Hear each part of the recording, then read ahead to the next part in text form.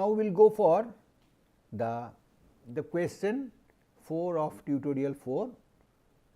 We have a speech signal which have the utterance of the word safety and sampled at 8 kilohertz.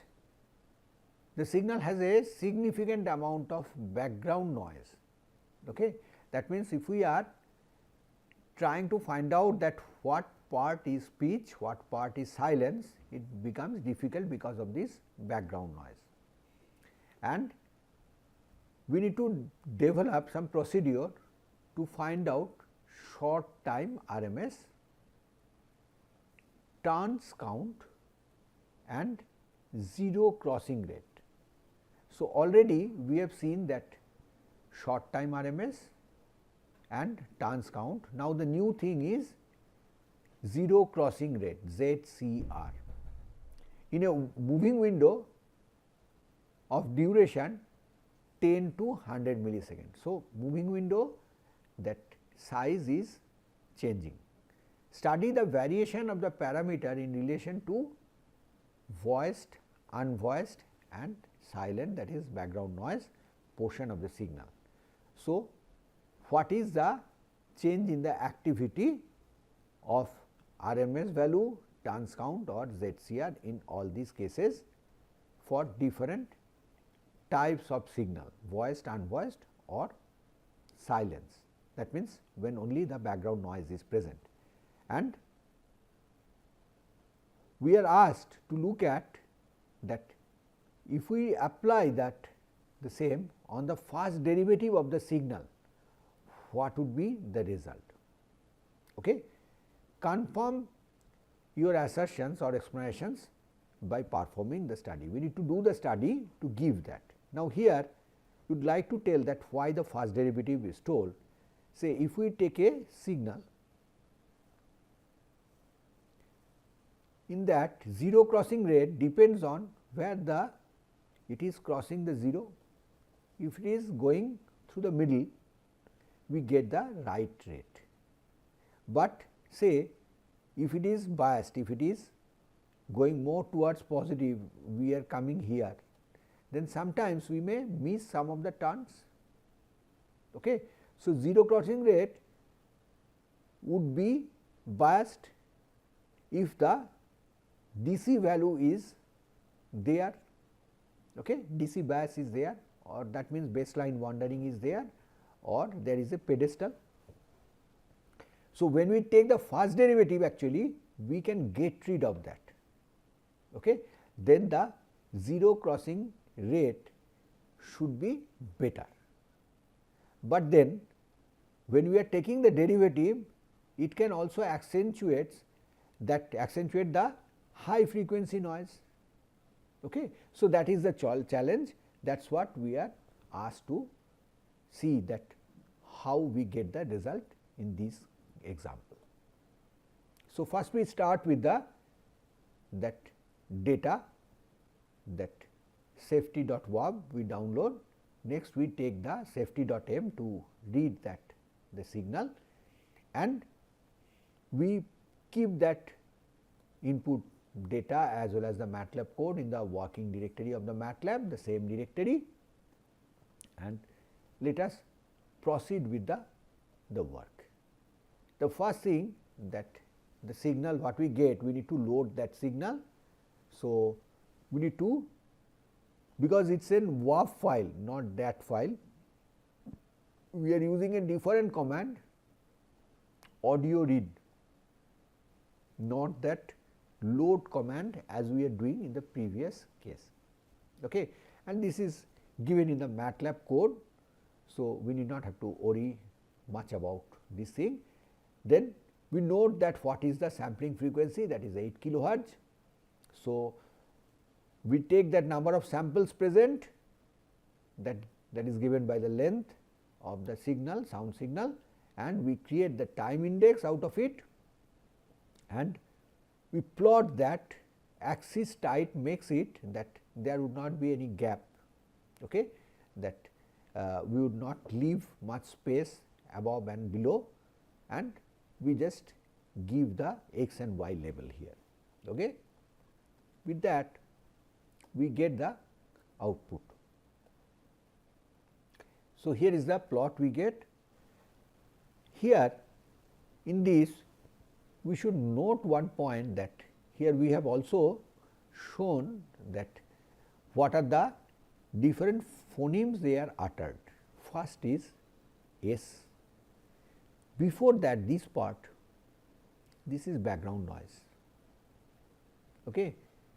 Then in safety, then this is a consonant, S is a consonant, then a phoneme E sound. This is a voice sound, this is after consonant, this is voiced. Again F is a consonant, or we can say unvoiced sound. Then T is a plosive, then again that safety, that I sound, this is a voice sound. Okay. So, we get the different kind of sounds. This is unvoiced, then this is voiced, this is unvoiced, we can say this is voiced, sorry, this is again unvoiced, this is voiced. Okay. And then again after that we are getting noise here. So, all those silent portions in between the that we get, they are not actually looking like zero signals because of the presence of the that noise. Okay. So, with that we start our experiment. First we have to calculate the different things like RMS, turns count and zero crossing, and we have to calculate them for varying size of the that window. So, first we pick up that size of the window that is given in samples. We put that in the value of m in a vector corresponding to 10 millisecond, that 30 millisecond, then 60 and 100 millisecond. Okay. So, that is the way we get that the different values of number of samples, we can directly also get that, and the corresponding value out of that what we get, that we get for 10 millisecond it is 80 samples, then 240 for 30, 480 for 660 and 800 for 100 millisecond. Okay. That we could directly get also from the sampling frequency. So, here it is done in a little different way. Now, we take some that threshold for turns count, that whatever is the maximum value within this interval, we are taking 0.7 of that. Okay. That is the threshold taken for the turns count. We have already explained that why we take that threshold, to give it the immunity from the that noise. So, the threshold should be bigger than the noise pedestal. So, through experiment that value is taken.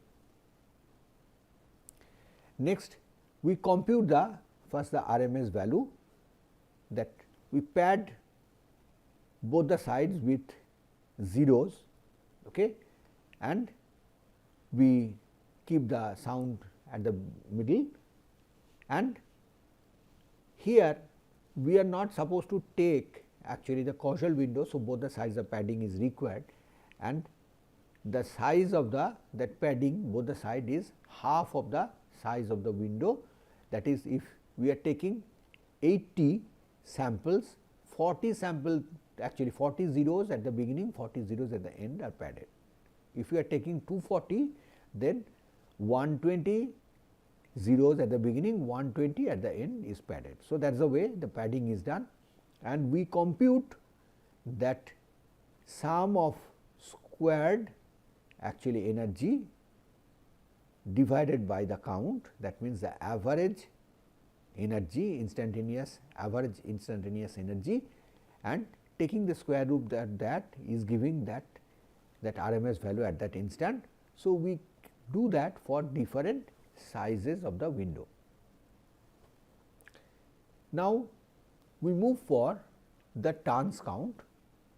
So, as in the previous case that we are going through the first pass to find out the turns, that means we are going up and down or going down and up. Okay. There is a change in the slope. So, we are looking at that and we are finding out these are the turns. So, in the first actually phase we are getting that only.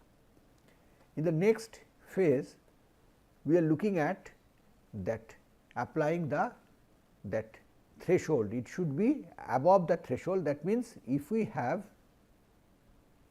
a code that if we have a turn like this which has sufficient height before other turn both the side, then we tell that both the side that there is a sufficient height is there, we will tell this is a real turn. Okay. This is a real turn. However, if we get it like this, that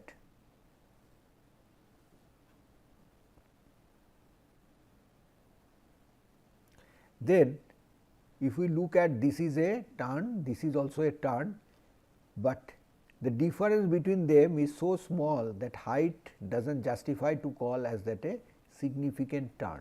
So, we should ignore them. Okay. So, that is that purpose of this piece of code. So, we are having that and we are selecting the turns count after cleaning those part after the thresholding. Then we go for zero crossing rate. We are finding out that how many actually change in signal is happening and we are marking that, and then we are actually counting that within that window size how many such actually change in sign is happening. That gives us the zero crossing count, okay, or zero crossing rate. So, that last part of it is to take that count, that how many zero crossing has happened. Now, next is we plot these signals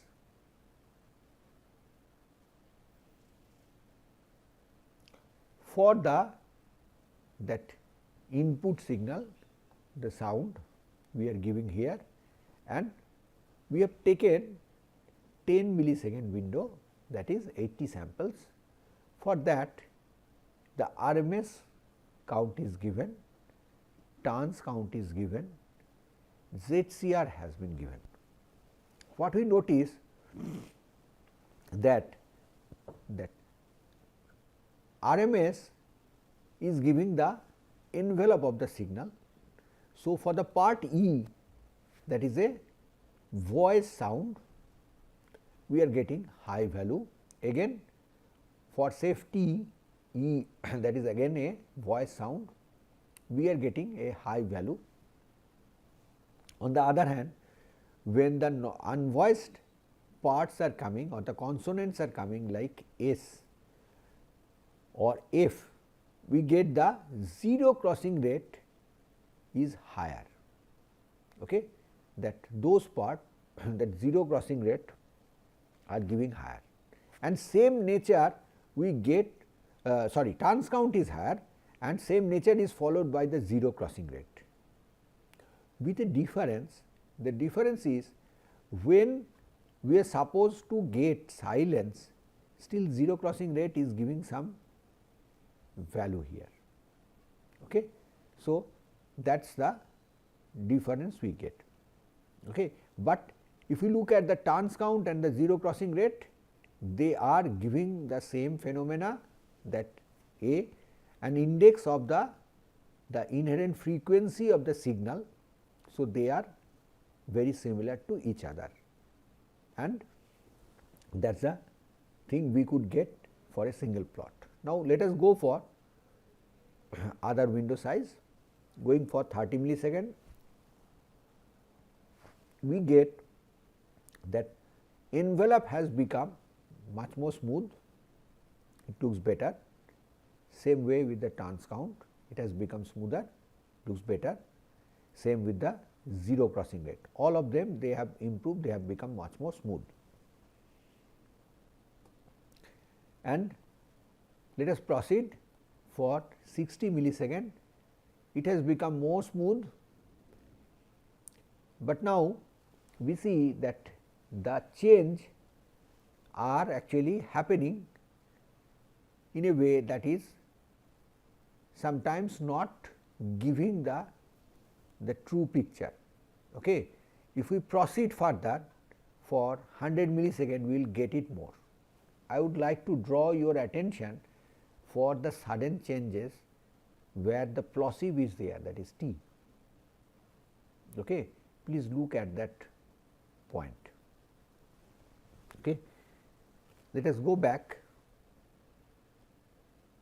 okay, at this place you look at. Okay. So,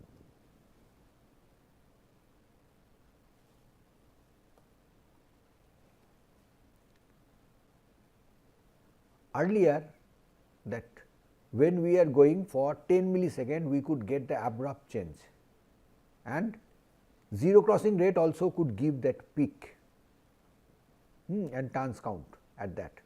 But when we are increasing that window, we see that it is the height of this envelope has reduced, that the turns count and the zero crossing rate, it does not give that peak itself for T.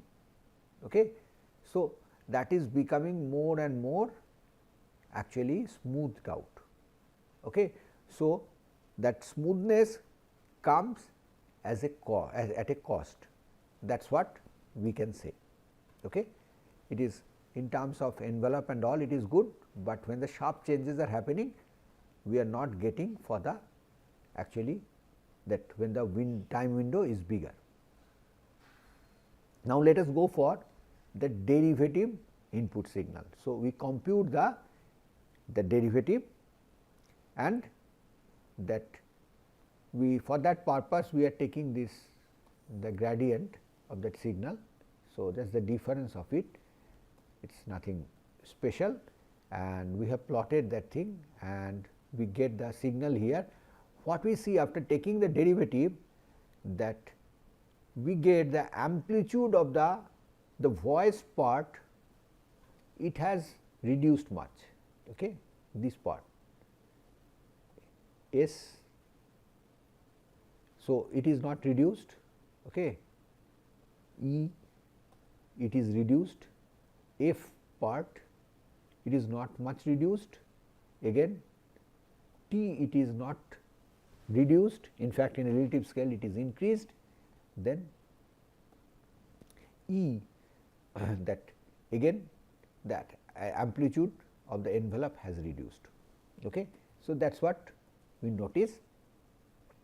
Initially this signal was more or less that it is actually going through 0. So, not much change in the DC value.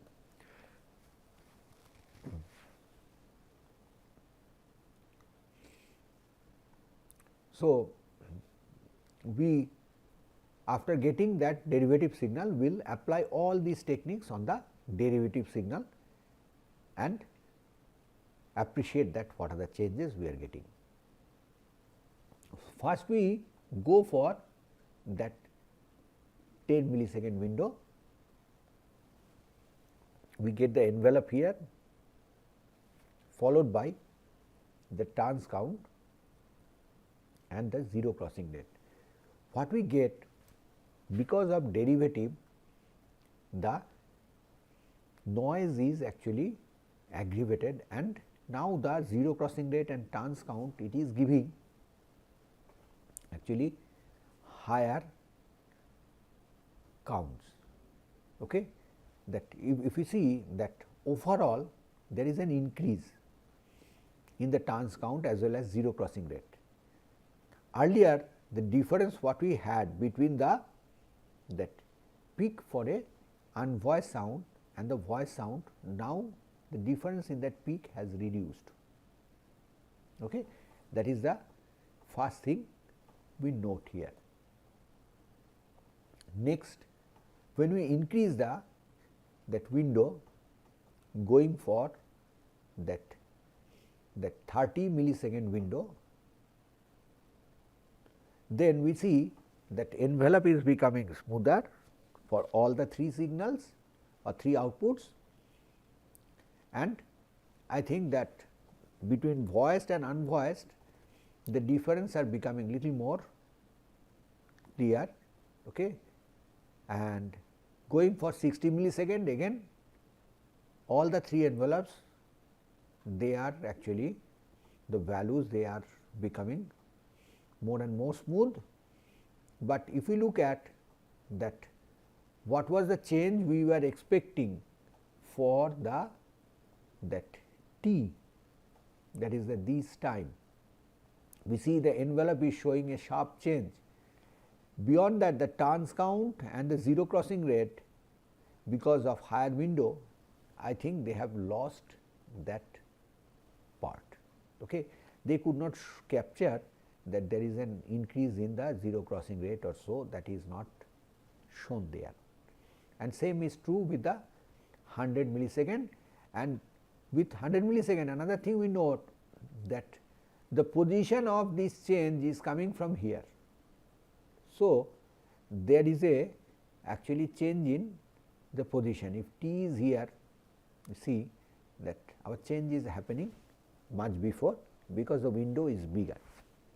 Okay. Same way that if A starts from here, our signal, that the envelope is starting before, the zero crossing rate is also before, it is nothing but that spread of that energy over the window, that is why it is happening. Okay. So, we are getting the smoothness at an expense, that much we can say. So, here we conclude about it. The RMS value of the voiced portion is more as compared to the unvoiced portion of the consonant part. Okay. In safety, that word, that the first phoneme and the last phoneme, second phoneme and the last phoneme, these two are the voiced, that these two, they are giving more actually RMS count or a higher envelope compared to the consonant part, that is S, F, those portions.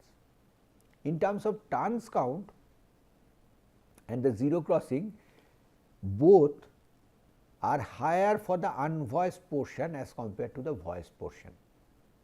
Okay, that is another observation we can get, and these two observations, they are pretty vital, that this can help us to separate which portion is the voiced, which portion is unvoiced. Next is that for the derivative of the original signal, the number of zero crossings increase for voiced, unvoiced and silent portion. Okay. That when we take the derivative signal, the zero crossing is increasing. It could be that because the DC bias, which may not be visible in the plot, but small DC biases are there which are removed, and that helps to get actually that more zero crossings, and everywhere we get an increase, and that makes the thing more uniform, but which is not a good actually thing. We wanted to have them separated, so that we can use that zero crossing rate to separate the 3 things out.